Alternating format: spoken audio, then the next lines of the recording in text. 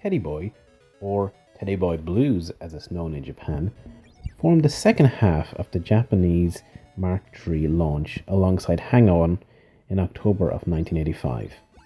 It would similarly go on to become part of the Western Master System launch when the system started rolling out globally in 1986. On the surface, Teddy Boy and Hang On share a number of similarities. Both titles would appear at the system launches, both were ports of 1985 arcade releases, and both home versions were developed by Katsuhiro Hasegawa. Teddy Boy made for a much more straightforward port though, being based on Sega's System 1 arcade board and featuring neither the superscalar sprites or fancy environmental cabinet of its launch stablemate. Instead, Teddy Boy is a platform action game, where the player, known as the Teddy Boy, is tasked with clearing each level of enemies within the designated time limit. Levels are structured like a combination of Pac-Man and side-scrolling Gauntlet, with the maze wrapping around and the enemies spawning from monster generator dies. In a nice touch, the number on the die changes to indicate the remaining number of enemies that can be spawned from each generator.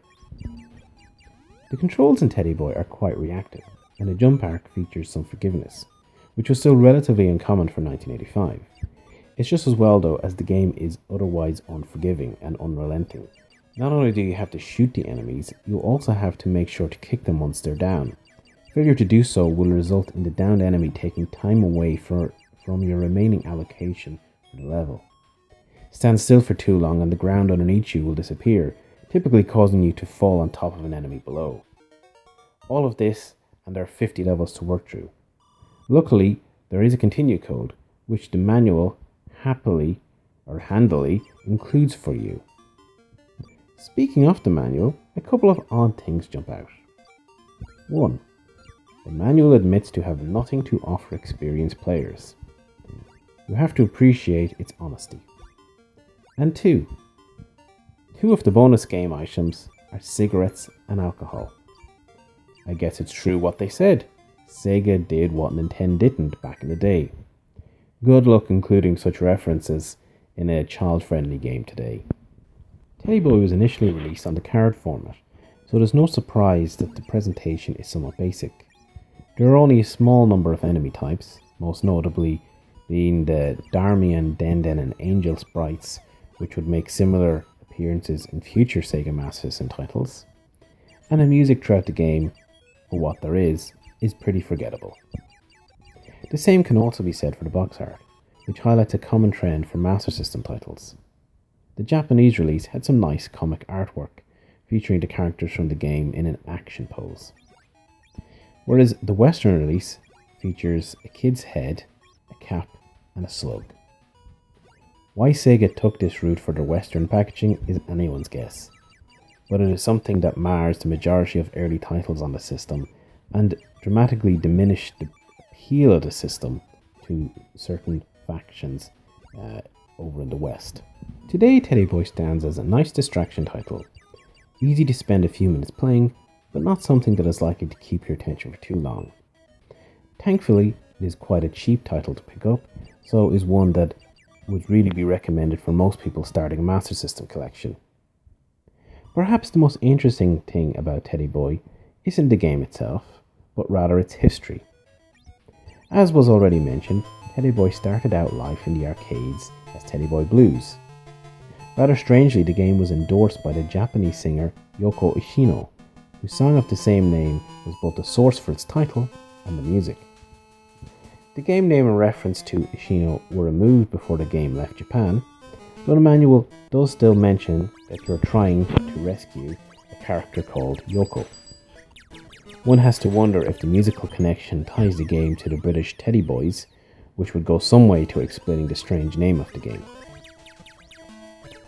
You would also think that post 8-bit, that would be the end of the road for Teddy Boy. But the game went on to show up on the Mega Drive as part of the Sega game Toshukan, or the Sega Game Library service in Japan. This was a paid-for online service using the Mega Modem that let users download select games. While some games, such as Flicky and Columns, were available as standalone releases, the majority of titles were initially discontinued in 1992, which would have seemed to have taken the Mega Drive version of Teddy Boy with it.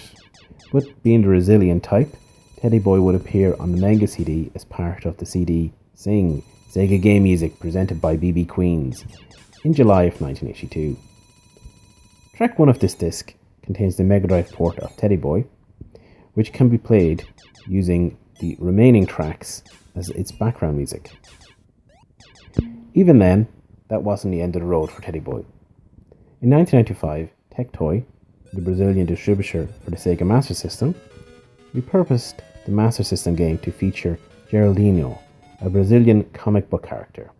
The game itself is identical, apart from the player sprites and the player starting with 2 additional lives. This would not be the only time that Tectoy would repurpose existing games with Brazilian licenses, and we'll see those in future, say, SMS Ages videos. Believe it or not, Teddy Boy also brings the SMS releases to 1985 to a close. The Japanese would have to wait until January of 1986 before another title would be released for the system.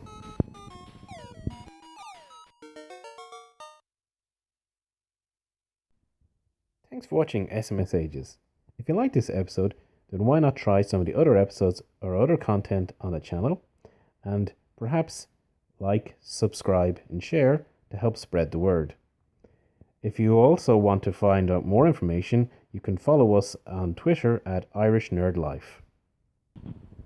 Next time on SMS Ages, I need a hero.